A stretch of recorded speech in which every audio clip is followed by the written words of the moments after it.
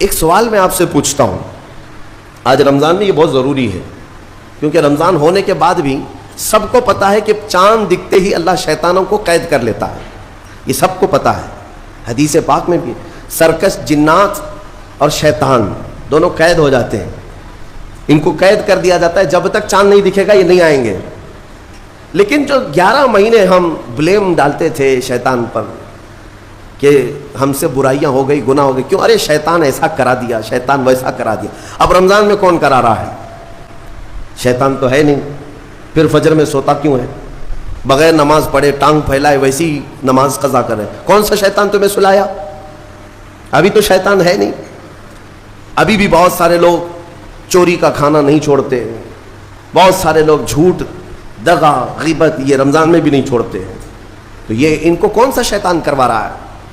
کون سا شیطان یہ برائیاں کرواتا ہے؟ اس کے جواب کے لیے ایک چیز سمجھنا ضروری ہے۔ یہ بات تو مشہور ہے کہ ساری برائیاں شیطان کرواتا ہے، ابلیس کرواتا ہے نا؟ لیکن آپ کو وہ واقعہ معلوم ہے جب آدم علیہ السلام کو اللہ تعالیٰ نے پیدا کیا اور سارے فرشتوں سے کہا کہ سجدہ کرو، کل ہی کی تفسیر میں نے عرض کیا، اس میں ابلیس بھی تھا۔ ابلیس بھی اس وقت بہکا ہوا نہیں تھا، گمراہ نہیں تھا، وہ اچھا تھا۔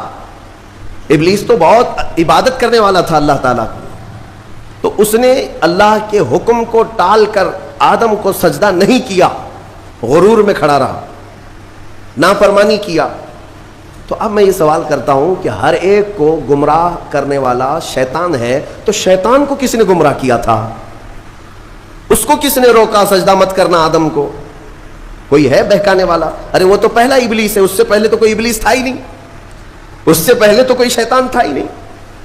شیطان کو کس نے روکا کہ تو بڑا ہے، تو بلند ذات والا ہے، آدم مٹی سے بنا ہے؟ یہ خیال کس نے ڈالا؟